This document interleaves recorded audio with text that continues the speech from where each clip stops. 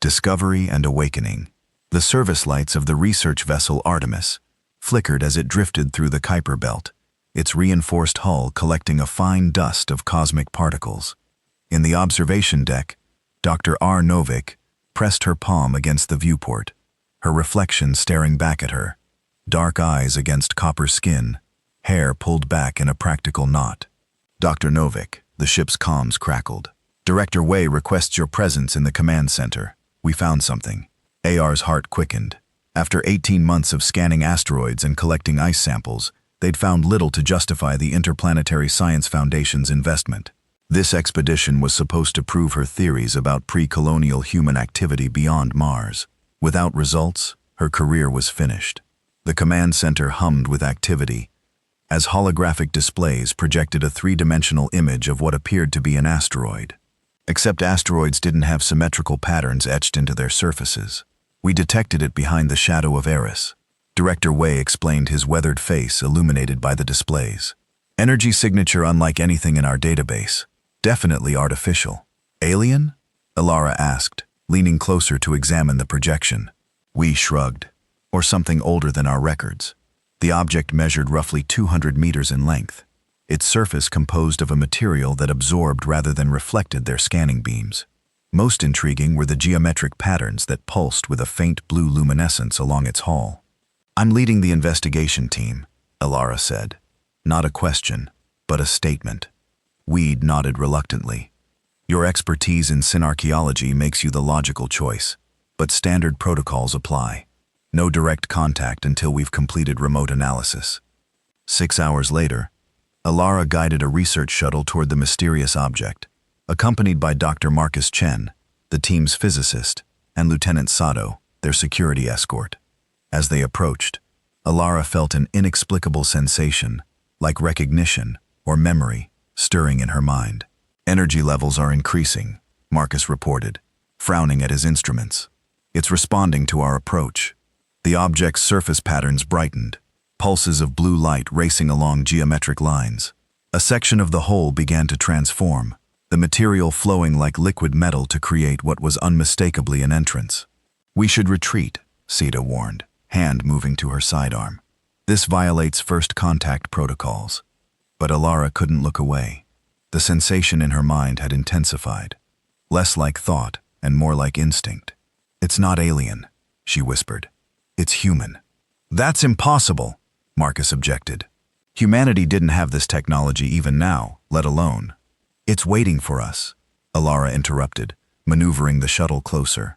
For me, without warning, a beam of pale blue light swept over their shuttle, penetrating the hull as if it were transparent. It lingered on Era, scanning her from head to toe before withdrawing. A voice resonated directly through their comm system. Genetic verification initiated. Primary match identified. 89.4% concordance with Nove C lineage. It knows your name, Sato whispered, her weapon now drawn. Not exactly, Alara replied, her mind racing. Noves is my mother's maiden name. I took it after she died. The scan completed and the entrance expanded, interior lights activating to reveal a corridor leading deeper into the vessel. The voice spoke again. Welcome, designate Novak. The Sentinel awaits initialization. Against Sato's protests and Marcus's caution, Alara guided their shuttle to dock with the mysterious vessel. The airlock sealed with a soft hiss, atmospheric pressure equalizing automatically. The air reads as breathable, Marcus reported, checking his instruments in disbelief. How is that possible after however long this has been here? Self-sustaining environmental systems, Alara suggested, already removing her helmet. The air tasted clean with a faint metallic undertone. They followed the illuminated pathway through corridors that seemed to blend organic and mechanical design principles. The walls pulsed with circuitry that responded to their presence, brightening as they passed. Most striking were the inscriptions that lined every surface, symbols that resembled ancient human languages but predated any known writing system. This isn't like any human architecture I've ever seen, Marcus observed, scanning the walls with his instruments. Because it's not supposed to exist, Ella replied, tracing her fingers along the inscriptions. At least not in our history books. They entered a circular chamber, dominated by a command chair, surrounded by dormant holographic interfaces. As Alara approached, the systems activated, projecting star charts and technical schematics throughout the room. A humanoid figure materialized before them, a holographic representation of a woman in a uniform unlike any modern military design. "I am Aya, Advanced Responsive Intelligence Array," the hologram announced. "Caretaker of the Sentinel and guardian of the Reclamation Protocol." "What is the Sentinel?" Alara asked, drawn toward the command chair as if pulled by an invisible force. "The Sentinel is one of 7 vessels containing the sum of humanity's first civilization," Arya explained, "positioned throughout the solar system to await reactivation when the threat returns." "First civilization," Marcus interrupted. "What threat?" The hologram's expression remained impassive. "Full disclosure requires authorized access. Genetic designate Nove C must initiate neural synchronization to access complete archives." AR hesitated before the command chair. "You're saying humans had an advanced civilization before recorded history?" "Facts. Approximately 15,000 standard years ago, Arya confirmed human civilization achieved technological singularity. The civilization you know represents humanity's second ascension. If that's true, why isn't there any evidence?" Sad demanded. "Because it was deliberately erased," Ara whispered. "The pieces falling into place, the archaeological gap in human development, the missing evolutionary links. They weren't missing, they were removed." Aya nodded. "The Reclamation Protocol required complete technological regression to ensure humanity's survival." Before Ayara could ask more questions, an alarm sounded throughout the chamber. Emeria's form flickered as she announced, "Alert! Unauthorized vessels approaching. Corporate identification signatures detected. External view screens activated, showing 3 sleek ships bearing the insignia of Nexus Industries, the mega-corporation that had been trying to acquire the ISF expedition for months." "They must have tracked our communications," Sat said grimly. "Corporate directive. Secure any alien technology for exclusive development," Marcus translated. "If they get their hands on this ship, they'll exploit it without understanding its purpose." Alara finished. "Arya, what happens if Nexus takes control of the Sentinel?" "The Sentinel responds only to authorized genetic lineages," Arya replied. "However, forced entry attempts will trigger defensive protocols that may harm the intruders and damage critical systems." A transmission broke through research vessel Artemis. "This is Captain Rice of Nexus Security. The anomaly you've discovered falls under corporate salvage rights. Stand down and prepare for boarding." Ari exchanged glances with her companions. "We can't let them take this. Defensive options are limited without full system activation," Arya informed them. "Neural synchronization required for complete functionality." Era approached the command chair, her decision made. "What does synchronization involve?" "Your consciousness will temporarily merge with the Sentinel systems," Odd explained. "Warning: the process permanently alters neural pathways to accommodate enhanced data processing. It cannot be reversed." Marcus grabbed arm. "You can't seriously be considering this. We don't know what it will do to you." Ara gently removed his hand. "If what Arya says is true, this ship contains knowledge that could transform our understanding of human history and protect us from whatever threat is returning." Outside, the Nexus vessels deployed boarding shuttles, their magnetic grapples preparing to breach the Sentinel's hull. "Time is limited," Aga warned. "Neural synchronization requires approximately 3 minutes to complete." Alara sat in the command chair, which immediately reconfigured to her body dimensions. "Do it." Filaments extended from the headrest, connecting with AR's neural implant, standard equipment for research scientists, to interface with expedition data systems. Information flooded her consciousness.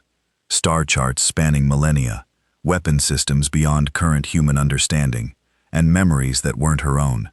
A civilization at its peak, then falling beneath a terrifying enemy.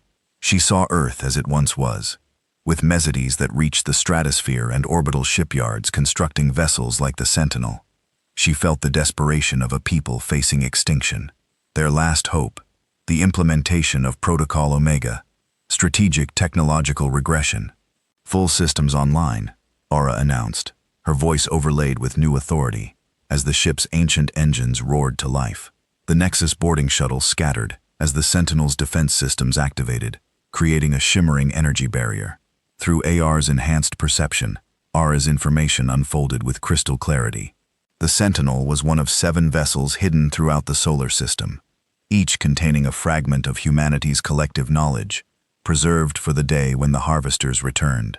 Silicon-based collective organisms that systematically consumed worlds, transforming matter into extensions of themselves. "We need to warn Earth," Alara said, the ship's tactical systems highlighting the most efficient return trajectory. "The harvesters are returning. Long-range sensors detected their approach 3 days ago. They'll never believe us," Seto objected. "Not without proof." "Then we'll bring them proof," Alara replied, her consciousness now intertwined with the Sentinel's vast database, setting course for Earth. The second awakening begins now. As the ancient vessel accelerated toward the inner solar system, leaving the Nexus ships far behind, Alara felt the weight of 15,000 years of hidden history pressing upon her. Humanity had faced extinction once before and chosen to forget rather than remember. This time, they would need to remember everything if they hoped to survive. Return and revelation. The journey to Earth took 36 hours, a fraction of the time it would have taken using conventional drives. Elar spent most of it in the command chair, her consciousness interwoven with the Sentinel systems as ancient knowledge flowed into her mind. Marcus and Seto watched with growing concern as she spoke less frequently, her eyes reflecting the blue glow of the ship's interfaces. "Is she still herself?" Marcus asked, keeping his voice low, though he suspected Alara could hear everything aboard the vessel. "The neural synchronization process preserves personality and core memories," Ari assured him. "However, the human mind requires time to adapt to the expanded information framework. And afterwards," Seto pressed, "will she return to normal?" Aya's holographic expression revealed nothing. There is no precedent for normal in this scenario. The designates were never intended to exist, this far removed from first civilization context. As they approached Earth orbit, 12 Earth Defense Force vessels moved to intercept, surrounding them in a standard containment formation. Their weapons, railguns, and plasma torpedoes seemed primitive compared to the Sentinel's capabilities that Alara now understood intimately. "Unidentified vessel, you have entered Earth-restricted space," came the transmission from the EDF flagship Indomitable. "Power down and prepare for boarding." Ara opened a channel, her voice steady despite the rush of information still cascading through her consciousness. "This is Dr. Ar Novak, of the ISF research vessel Artemis. I've discovered a prehistorical human spacecraft with critical information about an imminent threat to Earth." A pause. "Then Dr. Novak, you are ordered to surrender the vessel. Defense scanners showed technology of unknown design. Compliance is mandatory." Before Alara could respond, a private channel opened. A woman with silver-streaked black hair and Admiral's insignia appeared on the view screen. "Dr. Novak, I'm Admiral Helena Harlow, EDF Central Command. You've caused quite the commotion. Nexus Industries has filed theft charges against you, and my superiors are concerned about the weapon signatures we're detecting." Admiral Alara replied, "This ship predates known human history. It contains evidence of an advanced civilization that existed 15,000 years ago. The same threat that nearly destroyed them is returning, and we have less than 2 weeks to prepare." Harlow's expression remained carefully neutral. "Dock at EDF Station Artemis. We'll discuss your discoveries there." 6 hours later, Alara sat in a sterile interrogation room, neural dampeners preventing access to the Sentinel's interface she'd grown accustomed to. Across from her, Admiral Harlow studied data from AR's neural scans, while 2 security officers stood guard. "Your brain activity shows unprecedented patterns," Harlow noted. "Medical says your neural architecture has been fundamentally altered by unknown technology area, integrated with my systems." Alara explained the information is genuine. "Admiral, the harvesters are real, and they're approaching our solar system." Harlow set down her tablet. "Dr. Novak, are you familiar with the lunar excavation of 2089? Alara frowned. "The mining operation that discovered those unusual crystal formations. It was abandoned after structural collapses killed 17 workers." "It wasn't just structural collapse," Harlow said quietly. "My father led that expedition. The official report doesn't mention what they found buried beneath the lunar surface. Crystalline technology with impossible properties. The night after analyzing samples, my father woke screaming about crystal ships consuming worlds. He never fully recovered. The harvesters leave crystalline remains, Alara said, leaning forward. Your father found evidence of the first invasion. Or he found natural formations that drove him to paranoid delusions, Harlow countered. Just as this ship has apparently done to you. The door opened, admitting a tall woman with unruly gray hair and mismatched eyes. One brown, one artificial blue. Dr. Lara Novak, she said with undisguised enthusiasm. I've been following your work since your dissertation on protoing patterns in pre-colonial artifacts. Dr. Novak, this is Professor Samira Trani. Harlow introduced our foremost xenobiologist, and the only scientist willing to risk her reputation on your claims. Approached Akara with fascination. I've reviewed your neural data. If it's a delusion, it's the most structured one I've ever documented. It's not a delusion, Era insisted. The Sentinel contains humanity's entire technological heritage, preserved to help us fight when the Harvesters returned. And you claim to be genetically linked to its original creators. Tasked. My DNA contains markers Arya recognized from the Novese lineage, one of 7 bloodlines preserved to ensure proper succession. Nodded thoughtfully. Admiral, I'd like permission to access the Sentinel's databases directly. Denied? Harlow replied firmly. The vessel has been quarantined. Our engineers can't even breach the hull without risking damage because it was designed to protect itself, Ara explained. It will only fully respond to authorized personnel. Convenient, Harlow said skeptically, leaned forward. There's another way to verify her claims. I've detected unusual radiation patterns at the heliosphere, exactly where the Sentinel's records predict the Harvesters would emerge. Harlow's composed facade cracked slightly. You didn't report this because I'd be dismissed as quickly as Dr. Novak here, Trani countered. But the data is clear. Something massive is decelerating at the edge of our solar system. A junior officer burst into the room without knocking. Admiral, the Sentinel has broken quarantine. It's activating its propulsion systems. The 3 rushed to the observation deck in time to see the Sentinel's engines ignite with blue fire, the ship effortlessly evading pursuing military vessels as it accelerated toward the outer system. It's going to intercept the Harvesters, Arlo whispered, understanding instantly. Without a pilot, can it function autonomously? Harlow demanded. Not at full capacity, Ella replied. Ara must have initiated the contingency protocol. The Sentinel will attempt to delay the Harvesters while we prepare. Prepare how? Harlow asked. If what you're saying is true, we're facing an enemy that defeated a civilization far more advanced than ours. Not defeated, Elara corrected. Our ancestors chose regression as a strategy. They hid their technology and knowledge, appearing non-threatening until the Harvesters moved on. But they kept that knowledge, Trani said, the implications dawning on her. In ships like the Sentinel, 7 vessels, Ella confirmed, each containing a fragment of our heritage, waiting for the designated bloodlines to reclaim them. And where are these other ships? Harlow asked. I know their coordinates, R said. The Sentinel's database contained their locations. One beneath Europa's ice, another in Venus's cloud layers, a third in the Martian poles. Harlow made a decision. Professor, assemble a team of our best scientists. I want everything we can learn from Dr. Novak's neural data. I'll handle the politicians. They won't believe you, Elro warned. Then I'll make them believe, Harlow replied grimly. My father spent 20 years being dismissed as a madman. I won't let his vindication come too late to save humanity. Over the next week, governments worldwide reacted with predictable skepticism to Harlow's warnings. Nexus Industries launched a media campaign claiming the Sentinel was their proprietary technology, stolen by ARA. Only when long-range telescopes confirmed the approaching mass, too large and too purposeful to be natural, did the tide begin to turn. Era worked tirelessly with Trani, extracting every piece of useful information from her enhanced memory. Teams were dispatched to locate the other Sentinel vessels, while defense forces mobilized worldwide. Without the neural dampeners, Elara maintained a tenuous connection to the original Sentinel, now positioned at the solar system's edge as humanity's first line of defense.